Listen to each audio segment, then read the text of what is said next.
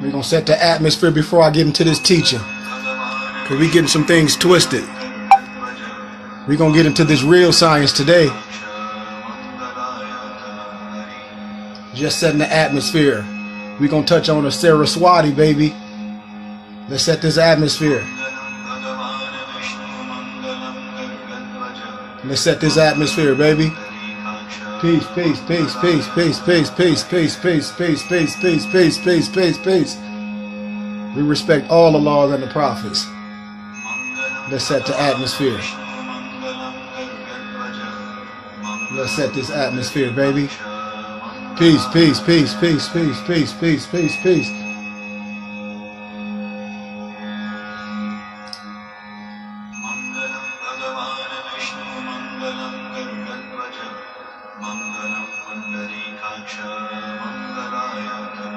Take your time and breathe. In through the nostrils, out through your mouth. Take the time, set the atmosphere. You pray, but do you meditate? Let's get it, baby.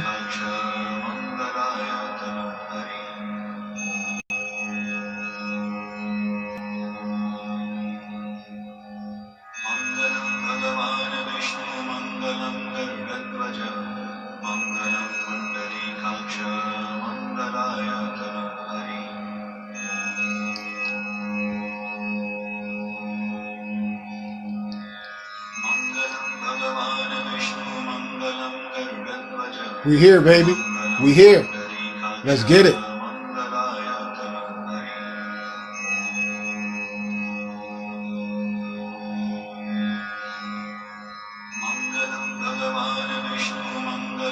Peace, peace, peace, peace, peace, peace, peace, peace. We setting the atmosphere, baby. We setting the atmosphere. All law. Spirituality. Religion is man-made. Spirituality is from nature. Let's get it, man. Peace, peace, peace, peace. We set the atmosphere.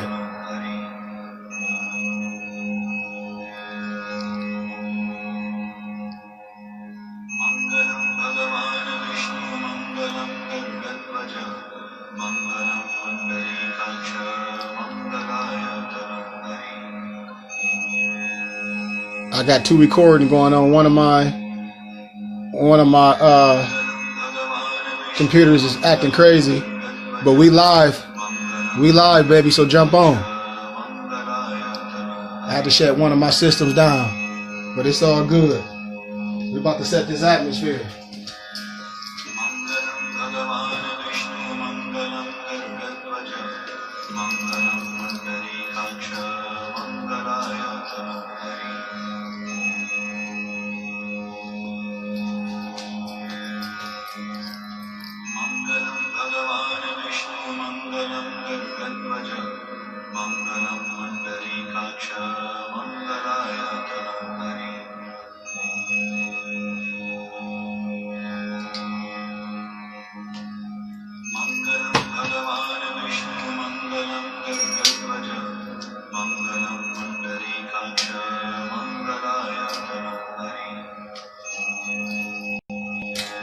We coming, baby.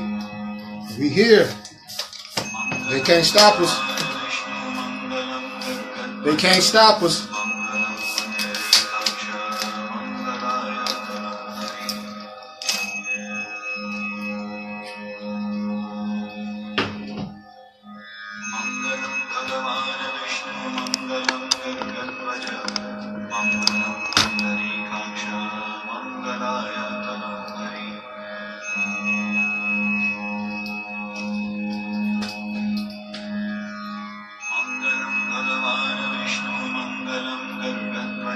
We set the atmosphere. Set the atmosphere.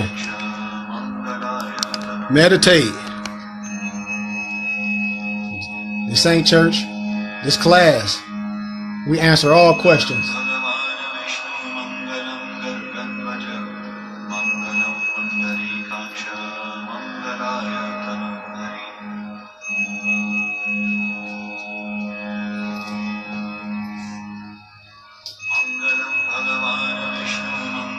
We set the atmosphere, baby.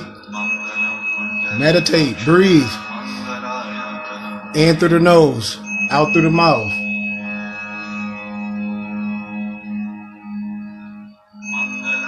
Peace, peace, peace, peace, peace, peace, peace, peace, peace, peace, peace.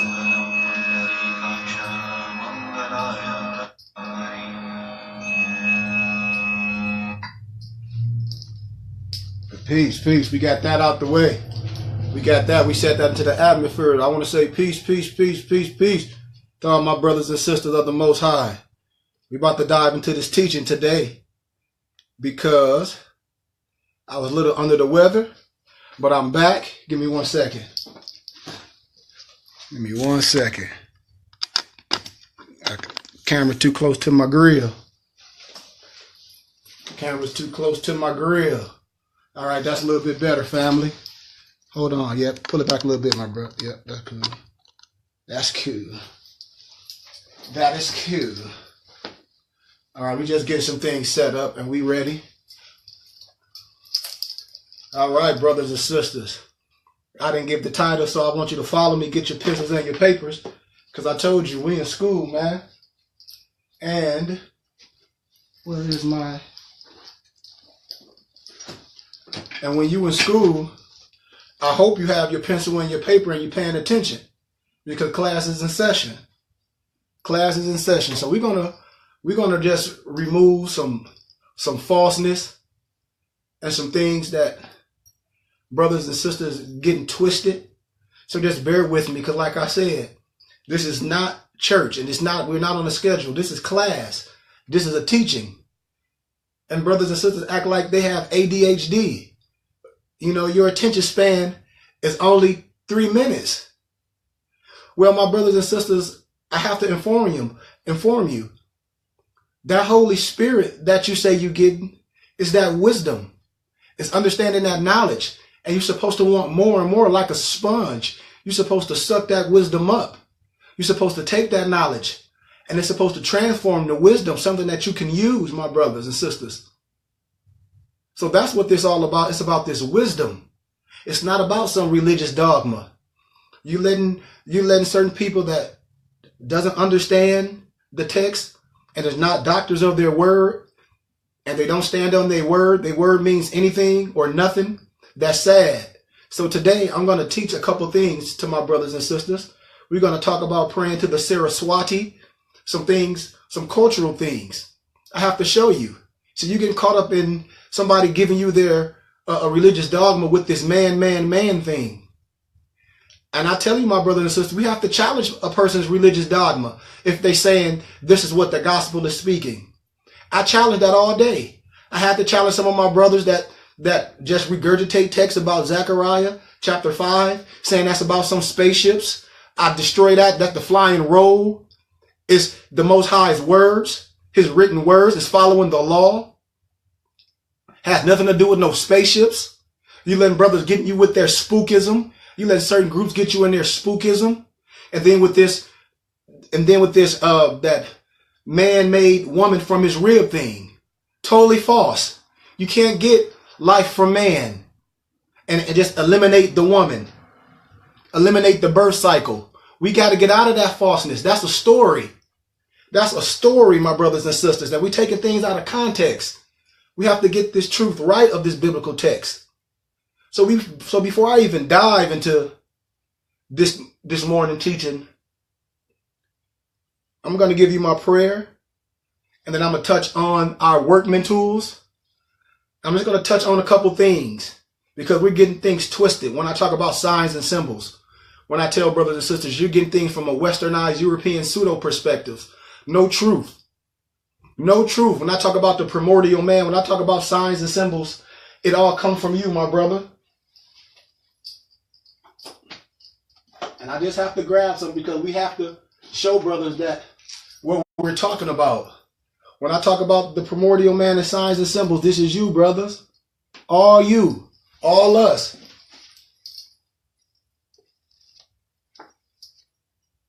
And the reason why I pull books, because some of my people are asking. And so every time a question is asked, I show you the text. I can't do it all for you, but you must go get the science. That's one of them. And it's somewhere anywhere. But that's one of the books you must have. signs and symbols, the primordial man, my brothers and sisters. We must have these truths. You must know it's wisdom in these books. They're not going to teach you this in an academia because it's westernized. I promise you, I have those degrees and I stood up against it and proved my point. Historically, everything come from us. These signs and symbols is all African. All African. I promise you. Hold on. Hold on 1 second. Let me grab one more text. Let me grab one more text real fast. And then we jump right into it if I can find it. Where is that text? And that's what you're supposed to have. You're supposed to have your literature, man. I just got so much everywhere. I wasn't even going to dive into it. But since we're here, if I can find it. Oh, well, I can't even find it. But anyway, let's dive. Let's get into this prayer. And then we get into this teaching. And this is for my brothers and sisters, man, that we have to understand what we're doing. We have to understand everything that we are part of. We have to understand that words mean things. So let's start off with my prayer. And may the benison of Allah, which is all law, arm, leg, arm, head, be upon thee and thine always, as thou shouldst strive to be a credit to all law. Remember that. Make haste to bestow thy acts of love upon thy brethren, and doest thy best to shun thy evil ones. Remember to take suckle of the breast of knowledge, wisdom, fortitude, charity, love, and all standing, that ye might nourish the souls of all men. Let truth be the shield in the manifest battle of falsehood. Knoweth that thou needest not to pick the lock to the gates of paradise by means of petty or criminal theft. For behold, my brothers and sisters, the key to salvation already rests within thy own hands. And yes, even though a portion of our nature is weakness, instability, and inconsistency, there is still the greater part of our nature that is divine. May Allah, which is all law, my brothers and sisters, I'm not talking about no Arabism. I'm not talking about no Europeanism. I'm talking about this esoteric science. But let it guide thee. Let it preserve thee. Let it lengthen the age and give thee everlasting peace.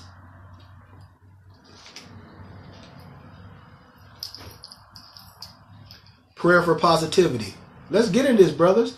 Because man must pray all time, continuously, over and over. Why are you afraid to speak things in the atmosphere? I tell my brothers and sisters, when you speak things in the atmosphere, words mean things. That's why I said in the beginning was the Word, and the Word was made flesh.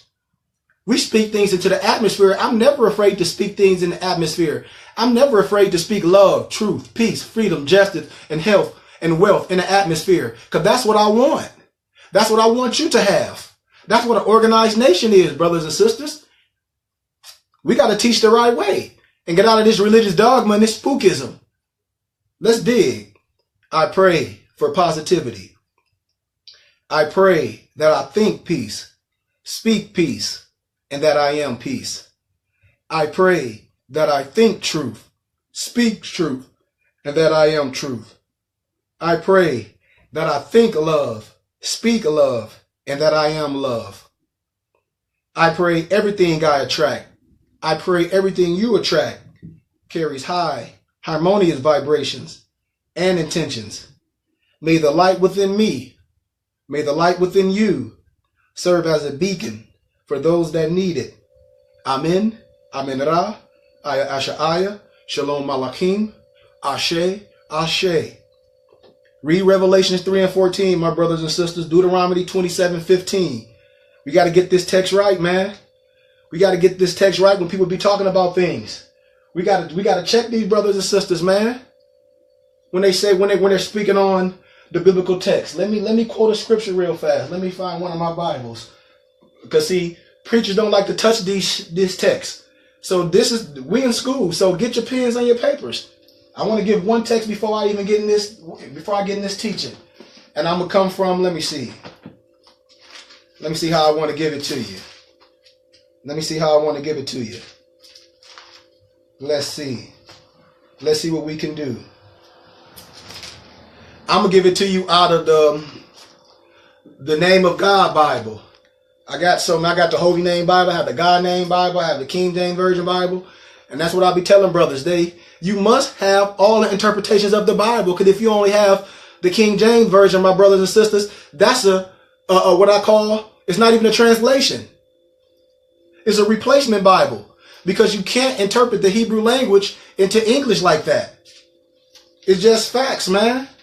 And nobody want to touch those facts. But we are today. Nobody want to touch that man to talk about the woman came from the man. That's bull crap. That's bull crap. That ain't nothing but a story. That ain't nothing but a story. You can take it how you want to. That's a story. No truth in it. And if it's true, let's stand on it. Let's go scripture from scripture. There's no basis to it. No woman don't come from no man. That's crazy.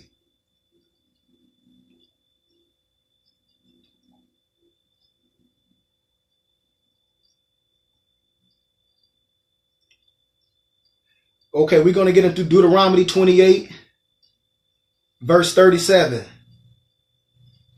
You will become a thing of horror. All the nations where Yahweh will send you will make an example of you and ridicule you. Read it in your beloved King James. Read it all in all different translations. Look up those words when it say you will be a parable.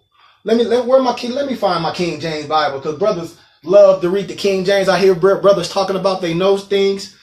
Where's my King James? Hold on, because we ain't in no rush. We in school. Dad, you got that Bible in there? No. Oh.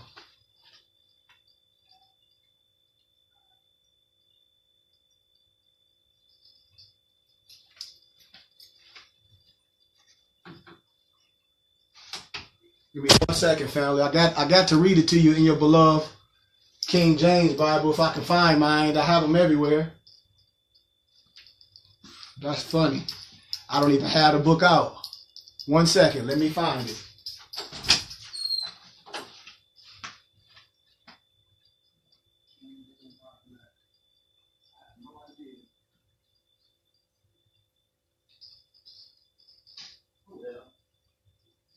Oh, yeah, I got it. I see it.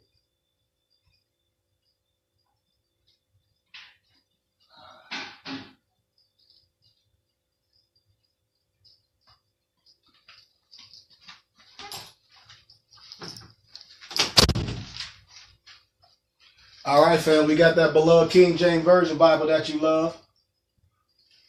I got that. I got your beloved King James. So let's read Deuteronomy 28 and 37. Let's get some stuff right.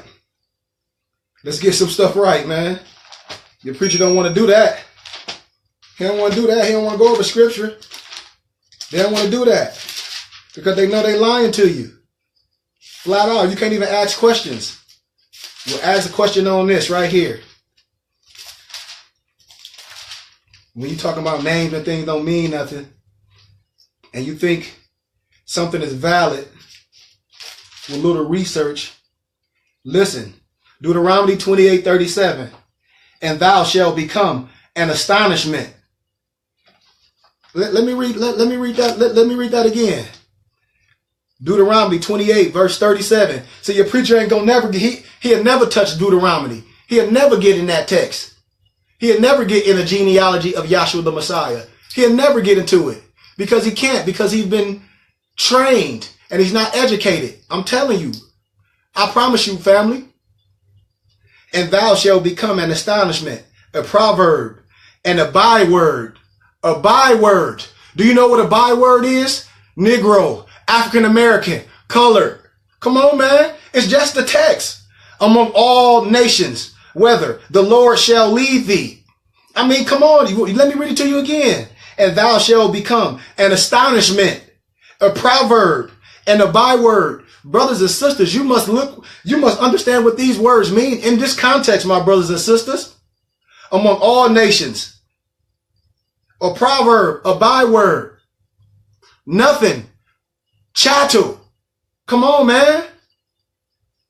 That's the text. That's what the text says. Come on, man. We talking this Christian stuff and don't even know the root. KRST, that's African for Christ. Come on, man.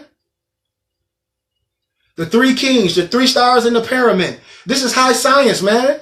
You taking allegorical figures and stories and thinking they're real. I'm telling you, man. It's words that we must know, brothers and sisters. Get out of this play. Get out of this. Just get out of this religious dogma and get into some facts, and let's study. And let's ask questions. Oh, yeah. Let's ask questions. I told you, it's words that you should know. So we're going to touch on some things. We're going to touch on some things. When I say occult, my brothers and sisters, don't get into nothing scary if you haven't researched. Because in certain churches, education is frowned upon. They don't want you to study. That's why a preacher will come out of Psalms. I think it's Psalms 115. Don't you touch my anointed. Has nothing to do with no preacher. They use that because they know they're not talking truth. So when I say occult, that's Latin. That means to hide, conceal, secrete, cover up. When we speak about the Apocrypha, and certain preachers say, brother, what is the Apocrypha? I say, my brother, you don't know what the Apocrypha is? It's certain texts. This is the Apocrypha. It's Greek for hide away. Latin for hide away. It's things that you must know if you say you're an official of this text. The esoteric is Greek. The es is within. The inner meaning, the signs and symbols. When you don't understand what certain people talking about, say you don't know and be a student. The exoteric, the X, the general public understanding. When an uninitiated brother see the G and they say, oh, that means God. And I say, brother, I just told you, Gnosis is the knowledge of spiritual mystery. We have to understand what's above is below. And this 720, not the Hermetic principles, the Kemetic principles. Nothing was discovered in Greek. Everything was discovered in the East. Gnosis is the knowledge of spiritual mystery. We're going to touch, man. We're going to touch on this. That's what theosophy is. Theosophy, standing on what can be proven, the truth. And the truth has no size. Let's break some linguistics down. Let's break theosophy down. The THEOS equals God. I want you to do some research. I challenge you. I challenge all my brothers and sisters. Don't listen to me. Research the researcher. I challenge all my brothers and sisters that be running off at the mouth. Just spin things because you only been trained a certain way and you don't understand all law. The SOPHOS in theosophy is wise. That's where the theosophist is wise. Concerning Yahweh, concerning the Most High, concerning the thing that's above. Latin, occultare, secret, conceal, based on seclare, which means to hide. The adjective and a noun from occult, covered up or covered over. From the verb occular. Come on, man. I reveal all the truths, man. This is a science. If a brother tell you religious is truth, that's man-made. Tell him to prove it. Let's deal with it. Let's deal with it. And most preachers, they don't want to deal with the truth. They just repeat stuff. That's malpractice. Gnosis, knowledge of spiritual mysteries. Noun, the origin is Greek. Gnosis, knowledge. Come on, man. We get into this truth. We get into the truth of this science. I show you what signs and symbols is. You don't have to join no westernized European group. I keep telling my brothers and sisters, I'm going to show you the history. I keep telling you, you are not a Negro. You're not colored. I gave you the history of Abraham Lincoln when he defended the Moor. Don't you know the historicalness of that case, my brothers and sisters? We could talk about all the old stuff, but here it is, Abraham Lincoln in court defending the Moor. Telling him, hey, he's not no Negro. Just because his skin is a darker color than yours, he's not a Negro. He's a Moor, a free man. Come on, man. That is so historically and symbolic. And then my dad was talking about this the other day. I said, And he was saying, do people really understand the historicalness and the symbolicalness of what that is saying? We talk about African American. It's going to be Black History Month. What brother going to be talking about slavery? Slavery. I'm not. I'm going to be stepping on your throat. Every time I hear somebody talk about some slavery stuff, I'm stepping on your throat. Don't you know we have great leaders? Brothers, this is Masonry. I said, brother, do the research of Angelo Solomon, the first Moorish Mason. Rewritten the books. Mozart was his friend, man. You're getting things regurgitated back to you. And they're putting themselves in the figures. Symbology. I'm telling you, man, this is an art. So let's deal with it. Let's deal with it. And if you don't, you can go home and get off my page.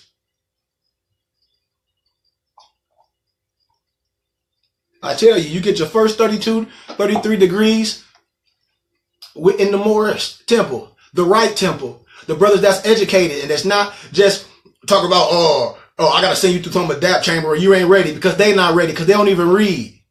I was with some more brothers. They talking about the Circle 7 Quran was written in code. I said, what code? English? These Negroes is really promulgating spookism, getting people to sign papers. Y'all going to jail. Just flat out. So let's talk about our workman tools. This Comeditan adapt what brothers be talking about. When we talk about these workman tools, I tell my brothers and sisters, I was just talking to some of my brothers that's Masons in the European lodges. They know no science. A lot of my brothers that's Moors, they know no science. I'm not even going to talk about them Christian preachers that I know. They just all over the place with that European westernized pseudo teaching they talk. I laugh at that. That's what the miseducation, that's what Carter G. Woodson was talking about, what the church is left with, goofballs. Because education is frowned upon in our churches. That's what Dick Gregory was talking about. He say, man, don't you know education come from amongst you? Get out of that religious dogma. Let them have that. Teach the truth of the text. Teach the symbology.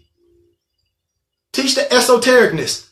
Teach the primordial man. Teach about these signs and symbols. So I'm about to dig on you. These tools remind me of ones we handle in the workshop of the mind, where things are made of thought and where we build up our character. Listen to me, my brothers and sisters, my Moors and my so-called brothers that's under some European masonry. I'm telling you, that's just a level above reason. We go all the way to 99. We go all the way to 99. But we use the square to measure all our lines, to straighten out the crooked places of the wall and make the corners of our conduct square. We use the compass to draw the circles around our passions and desires to keep them in the bounds of righteousness.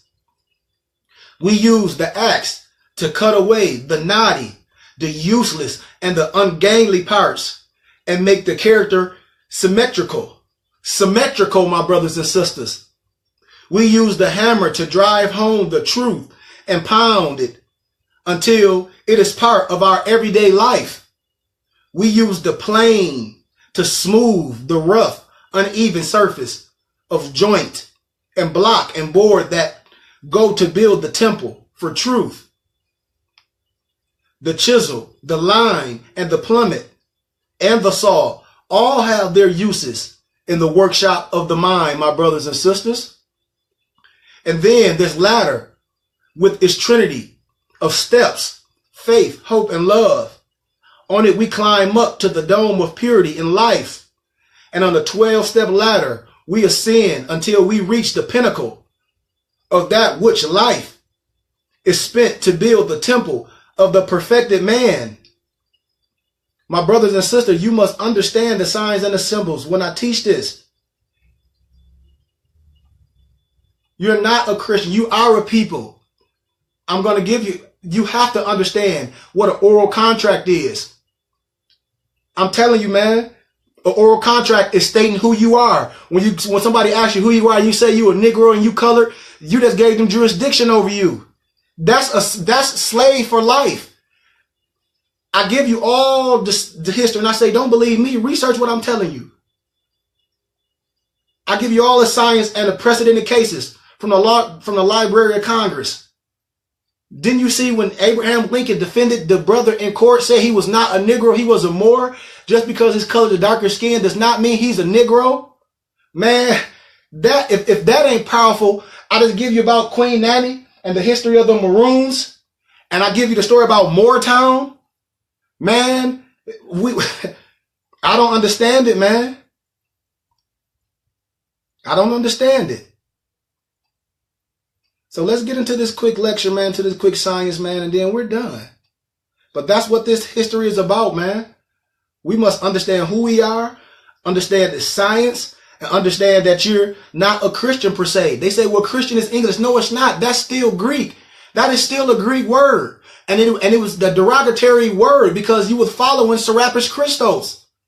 Brothers, I'm telling you, the root to the word is Cretan. I promise you. Simple research put you on your square. It's too simple. So let's get in this teaching. Let's get into this teaching. If I can even find it. Let me see where I'm at. There we go. There we go.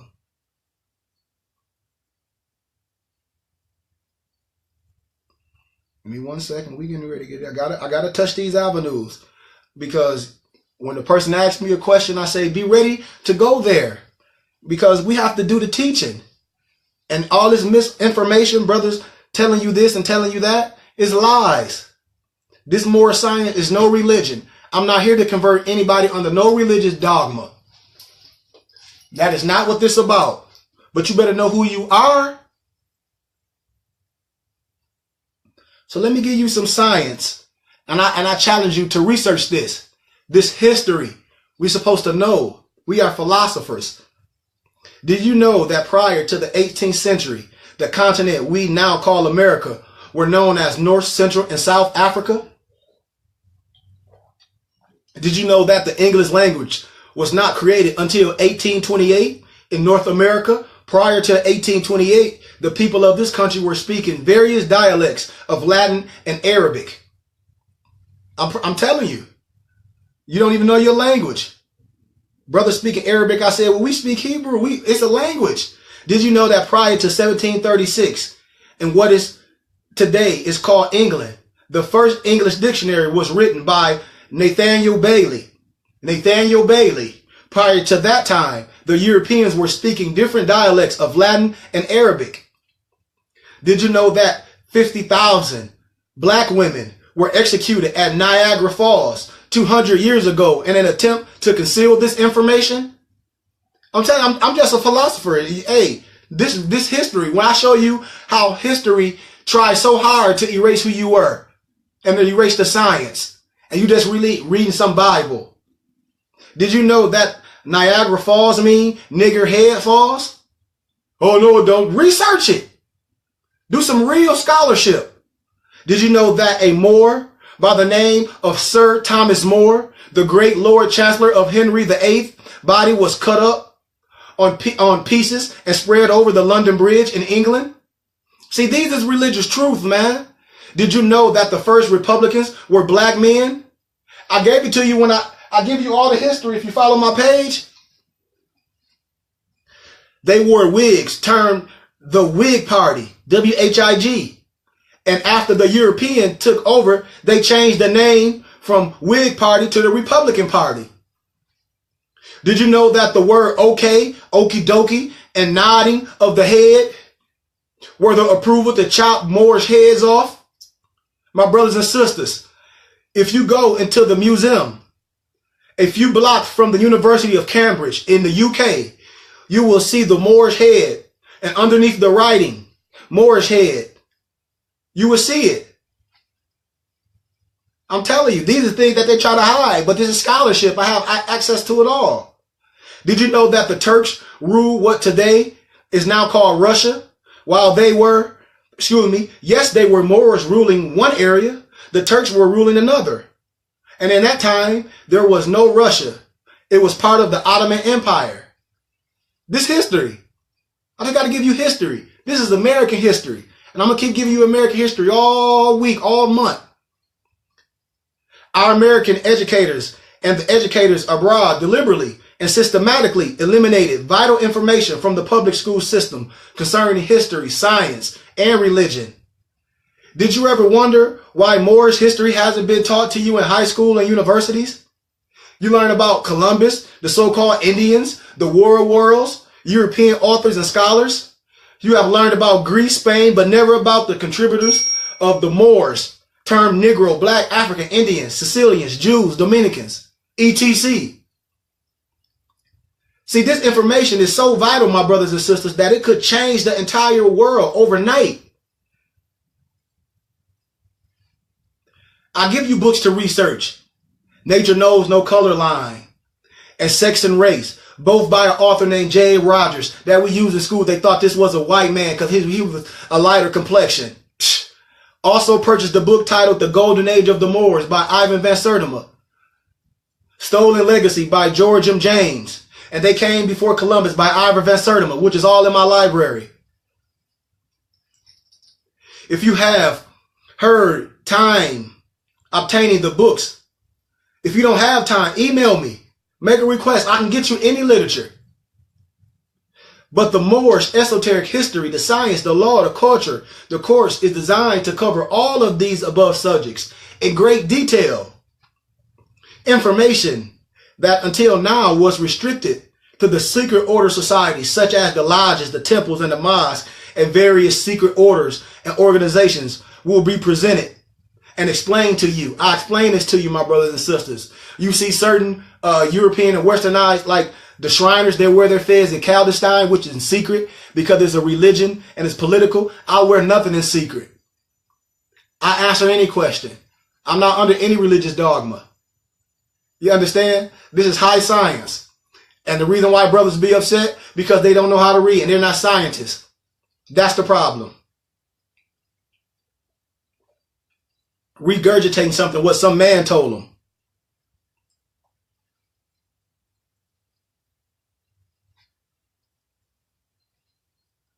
That's why when I reveal certain things, you will see why this was taken out of the schools at all costs. Because it tells you who you are. It shows you how certain religions was brought to slaves to keep the foot on your neck. Certain words are slave words. Overseer. I don't know why, brother. We got to have an overseer. Man, that's a slave master. You're taking all these westernized names and putting them on yourself. You will also see how the revealing of this information would change not only your personal world, but the entire world. See, in our science, man, it's 49 lessons that I give a brother to begin with. And the first few lessons is history and science we like to give to the students. To let you know what this is all about. Moors were not just industrious in land. They were also mentalists and spiritualists, my brothers and sisters. They were able to produce or create whatever they desire or will. They first had to be a master of self. When I say Islam, I, self, law, and master, you have to be a master of yourself before you can even begin to understand anything else or to talk about something outside yourself. Then create a vision of their desire. Afterwards, manifest the God from within to without, which were the results of our thoughts. This is what these teachings do. These initiations prepare you for the Godhead. If you want to take on many titles in lodges and in churches, brothers do, that's fine because it's all transitory. However, my brothers and sisters, many spend so many years to become worthful masters, grand hierophants, worthy masters, so on and so forth. These titles are finite and have not the potential to assist the Son of Man to become the sons of God. That is one of our objects in this science, my brothers and sisters, what we give in the Moorish science. You, me, we're all the temple of God. Which temple is ye?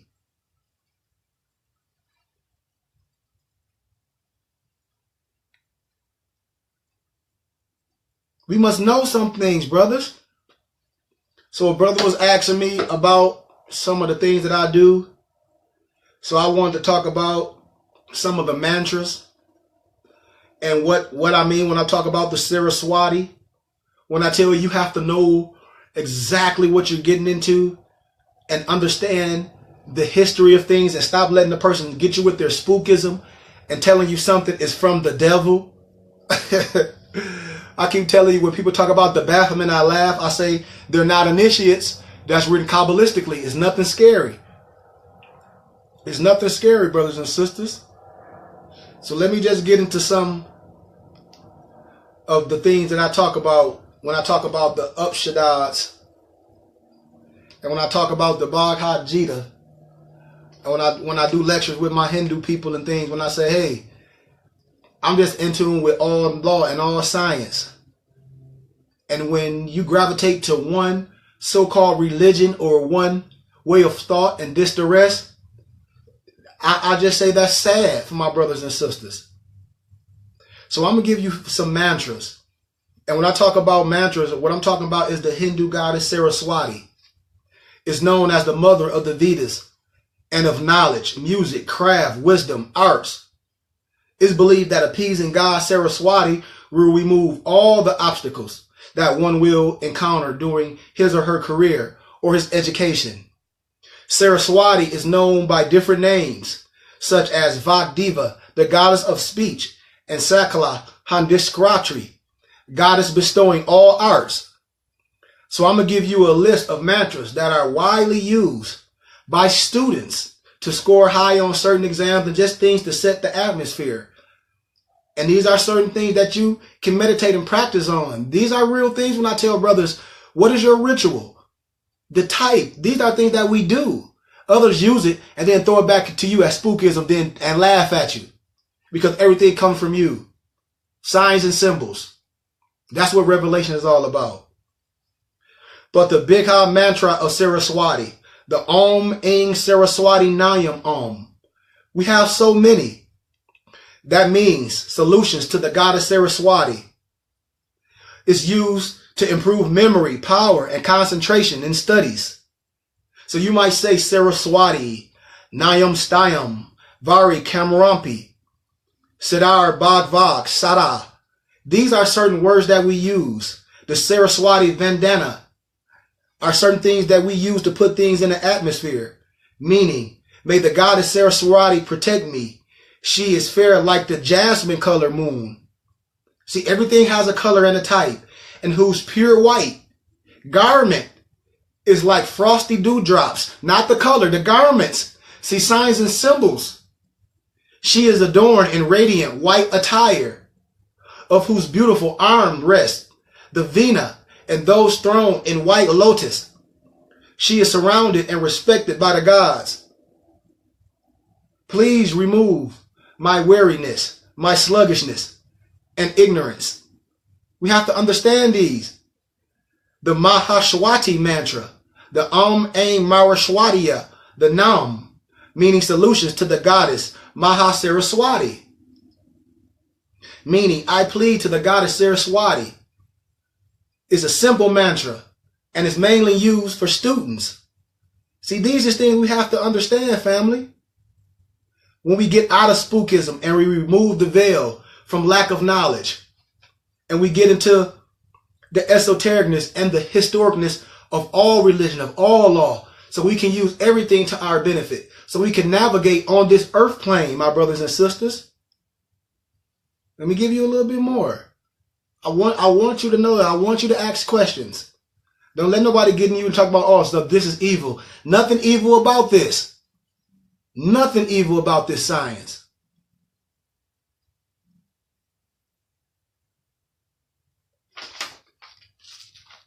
Well, yeah. Let's see, come on, get in there. Get in there. We teach this truth, man, and we love to do what we do. Because we remove the veil of falseness at all times. You know, it's just sad that I see so many brothers and sisters trying to convert people with religious dogma. So when we talk about the Vedas, The Vedas are perhaps the oldest written texts on our planet today. Research this. They date back to the beginning of Indian civilization and are the earliest literary records of the whole Aryan race. They are supposed to have been passed through oral tradition for over 100,000 years. They came to us in written from between 4,000 to 6,000 years ago. The Vedas are divided into 4 groups: the Rig Veda, the Yag Veda, the Sam Veda, and the Arshva Veda. Each group has an original text, a mantra, and a commentary portion, or a Brahmana. I give you the science. I'm telling you, I give you the science.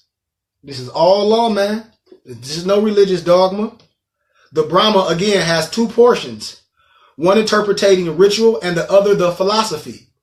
The portions interpreting the philosophy and the original text constitute the Upanishads. There are also auxiliary texts called Vedangas. The Vedic literature refers to the whole of this vast group of literature. The whole of the Rig Veda and the most Atharva Veda are in the form of poetry, hymns to the deity and the elements. We got to know this, man. I'll give you a little bit of the history of this, and then we're going to move on, because we got to remove all falseness. The Rig Veda, the Rigveda, the Rig Veda, Shamitha, is the oldest significant extant Indian text. It is a collection of 1,028 Vedic Sanskrit hymns and 10,600 verses in all, organized into 10 books. The Sanskrit mandalas. The hymns are dedicated to the Vedic deities. The books were composed by sages and poets from different priestly groups over a period of at least 500 years, which Arav dates as 1400 BCE to 900 BCE, if not earlier, according to Max Muller, based on internal evidence, philosophical and linguistics. The Rig Veda was composed roughly between 1700 and 1100 BCE, the early Vedic period, in the Punjab or the Sapta Sindra, the reign of the Indian subcontinent. We got to know this stuff. Rig Veda means the Veda of adoration and mostly contains verses adoring and adulting deities. But it is also dealt with other subjects like the producer of weddings, the folly of gambling. All these things can be found in these writings. The Yar or the Jad Veda, the Veda of sacrificial formulas, consists of archaic prose, mantras, and also in parts of verses borrowed from the Rig Veda. Its purpose was practical, in that each mantra must accompany an action and sacrifice. But unlike the Sama Veda, it was compiled to apply to all sacrificial rites, family. Bhagavad Veda refers to the acts of worship, such as oblation made into Agni or fire, Krishna or black or white, while both contain mantras or incantations to be chanted by rituals. We must understand that. When you go to church, my church people, they say they don't deal with spirits and things, and the first thing you get in church talk about, you got the Holy Ghost, and don't even know what you got. You speaking in the language that's foreign. The Sam Veda is the Veda of chants. It's the Veda of chants. When we say Hayya, Hayya, or certain chants, those are things of knowledge, of melodies. The Sama Veda is the Veda of chants or knowledge of melodies. The name of this Veda is from the Sanskrit word saman, which means a metrical hymn or song of praise. It consists of 1,549 stanzas, taken entirely, except 78 from the Rig Veda. Some of the Rig Veda verses are repeated more than once, including repetitions. There are a total of 1,875 verses numbered in the Sam Veda, recension published by Griffin. We must understand this. The styles of chanting are important to the lyrical, or the verses that we put into the atmosphere. That's why the text says, it's my thoughts, not my words. We must interpret these thoughts into words. We must understand what these mantras and what these hymns mean. The hymns were to be sung according to certain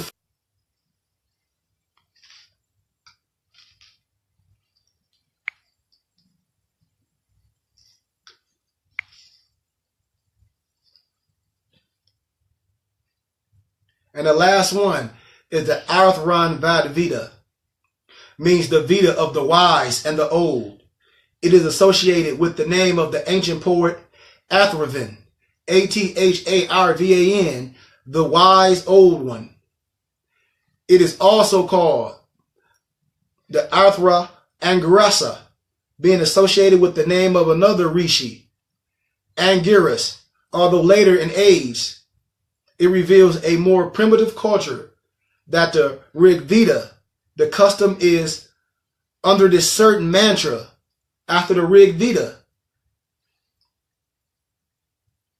This mantra, it contains first-class poetry coming from visionary poets. Much of it is being glorification of the curative powers of herbs and waters. Did you hear me? Herbs and waters. I give you all the text where certain things is made for food. Just because something tastes good does not mean it's food. I keep telling my brothers and sisters, rat poison is 95% food. What kills the rat is the 5%. It has to be something that smells good and tastes good, and it's slowly killing you. It's rat poison. It's rat poison. The Upanishads are regarded as the part of the Vedas, as such form part of the Hindu scriptures. They primarily discuss philosophy, meditation, and the nature of God. They form the core spiritual thought of the Vedantic Hinduism, considered as mystic or spiritual contemplations of the Vedas. Excuse me, brothers and sisters.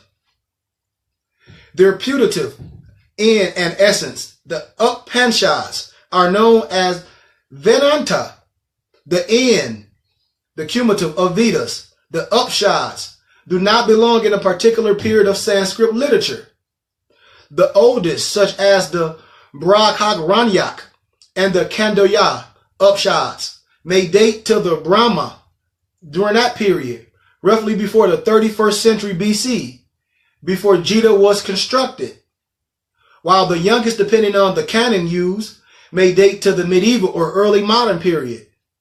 The word Upanishad comes from the Sanskrit verb sad, or to sit in a certain position. And the two prepositions, the upa or the upa and the ni, under and at, they are sacred tests of spiritual and philosophical nature. The Vedic literature is divided into Karmakanda, containing samhits or hymns, and Brahmanas, commentaries, and Gayakanda, containing knowledge in the form of the Ankiyakas and the Upanishads. Thus, each Upanishad is associated with a Veda. Isha Upanishad with Shakula, Yagverda or Yagveda, Kina Upanishad with Shamveda, and so on. The earliest Upanishads may have been composed between BC 800 and 400, my brothers and sisters. There have been several later editions leading to 112 Upanishads being available today. So we just have to get into the knowledge and get it and remove all spookism This is a science, my brothers and sisters. I have to let you know that. We got to know what oral contracts mean. So before we leave, I leave you with this truth, because I don't believe brothers and sisters understand the significance of what I'm about to reveal to you. A lot of us don't understand that this important history, the history is so important. I tell brothers, sometimes things are not shared in academia, in churches, because a lack of knowledge, or we just don't know. And if we don't know, say we don't know. So I'm going to give you this history one more time. And I want you to find, I want you to research this. Abraham Lincoln defending the Moor in court. And then I'm going to give you a little bit of Angelo Solomon. Then we're done, because we're supposed to know this. We're supposed to know who we are. We're supposed to know who we are.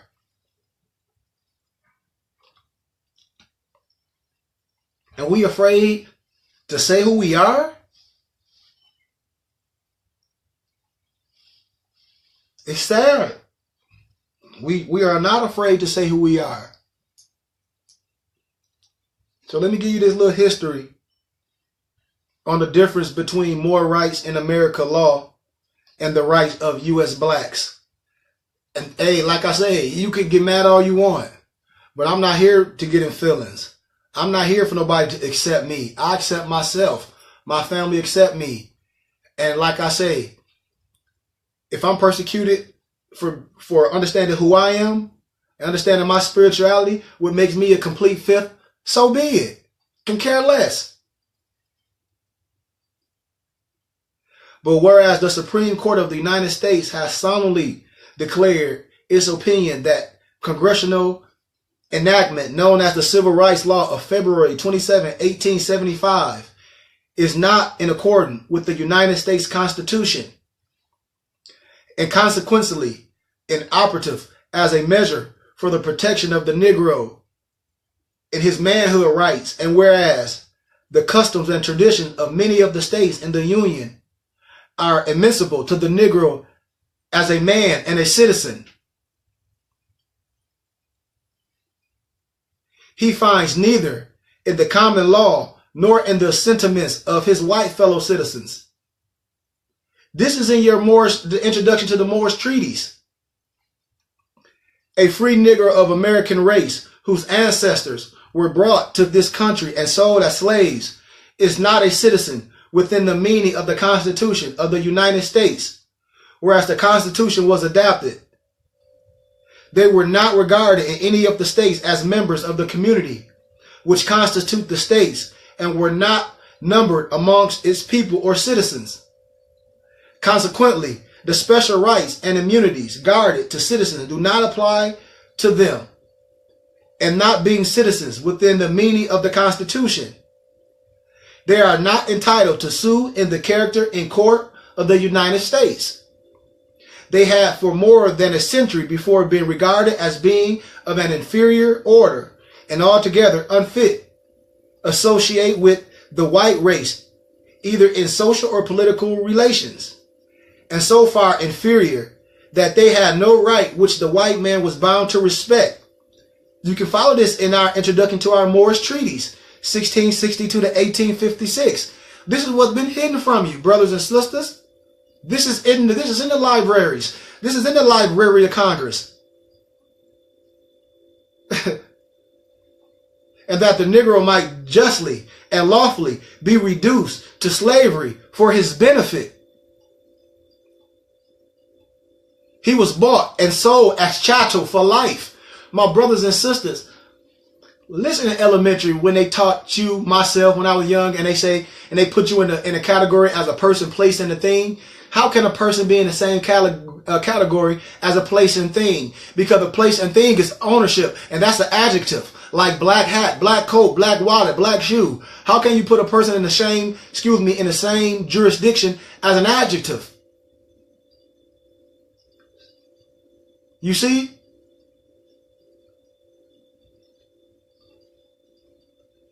he was brought and sold and treated as an ordinary article of merchandise, and traffic wherever a profit could be made by it. This opinion was at the time fixed and universal in the civilized portion of the white race. It's just history. This is what the history books write. And in no nation was this opinion more firmly fixed or more uniformly accepted upon by the English government and English people. They not only seized them on the west coast of Africa and sold them or held them in slavery for their own use, but they took them as ordinary articles of merchandise to every country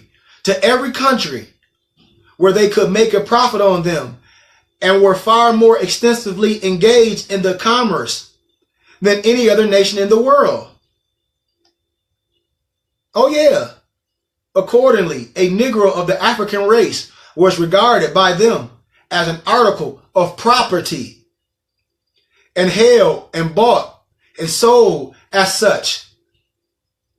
In every one of the 13 colonies which united in the Declaration of Independence and afterward formed the Constitution of the United States, the slaves were more or less numerous in the different colonies, and slave labor.